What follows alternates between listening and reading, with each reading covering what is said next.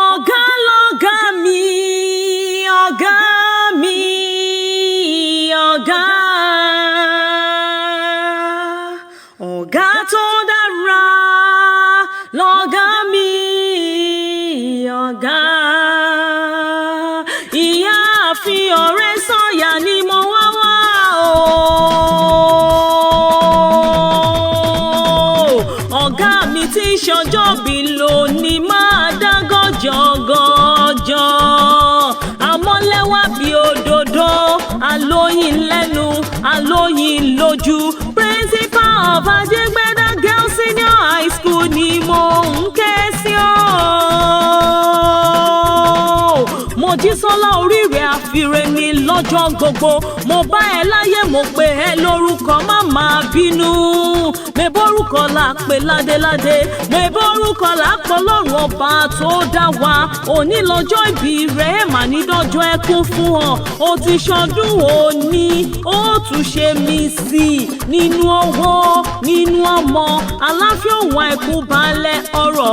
Ọdọọdún ní láǹsọ̀ lógúnlógún ọdọọdún lẹ wá wá o. Ọdọọdún la ó máa rí ọ lágbára Ọlọ́run ọba. Ọ̀gá mi o, èmi móríkì ilé bàbá tó bí ọlọ́mọ, wọn sì bá ọ débẹ̀ ò jàre. Ayé máa fún gèdèdè ìlàjẹ alàgbàlúgbú omi. Alàgbàlúgbú omi nìlàjẹ ń múṣẹ yẹ. Iwájú yín omi ni, ẹ̀yìn yín omi ni, ọ̀tún òun òsì yín omi ní ṣe. Ẹ̀yin lẹ́lẹ́dẹ́, ẹ̀yin lẹ́lákan, ẹ̀yin lẹ́tún mojú ẹja nínú omi. Ọmọ Ẹ̀pẹ́ sì tún ní ọ́. Ẹ̀pẹ́ alárọ̀ ogun mọ́dẹ́dẹ́, ọmọ apẹja fẹ́jajẹ, ọmọ afẹja ṣọ̀rọ̀. Ẹ̀rú Ẹ̀pẹ́ wọn ò gbọ́dọ̀ wẹ̀mí, ìwọ̀fà Ẹ̀pẹ́ wọn ò gbọ́dọ̀ wodò. Ọmọ Ẹ̀pẹ́ nìkan ní wẹ̀dọ̀ o. Ẹ̀pẹ́ alárọ̀ ogun mọ́dẹ́dẹ́. Ẹni bàbá yín dèlù Ẹ̀pẹ́, odidi ẹ̀jẹ̀ lẹ máa ń fún wọn jẹ. Ẹni tí ò bàbá yín dèlù Ẹ̀pẹ́, egungun ẹja lẹ máa ń gbélé wọn lọ́wọ́. Ọmọ ẹrú gbà, ọmọ gbà, wọn ní kọ́mọ má máa gbá mọ́. Torọ́ mo gbọ́dọ̀ ṣe bí ẹrú nílé bàbá tó bí ọlọ́mọ. Ọmọ abẹ́jọyè kò yéwu níjẹ. Ọ̀gá mi o, àṣeyí ṣàmọ́dún, ọdún ayọ̀ ló sì máa ṣe lágbára Ọlọ́run ọba. Ìgbà rẹ tó ti wá ń dùn yìí, Ọlọ́run ọba oníjó tún mọ́ ọ lórí. Ọlọ́run ọba yóò túbọ̀ máa fún ọ ṣe.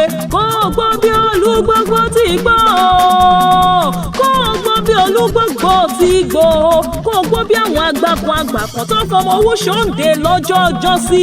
Tó wáyọ́ tó wá dòkìní, ìpẹ̀tẹ́lẹ̀ rẹ̀ ò ní báráyé nú.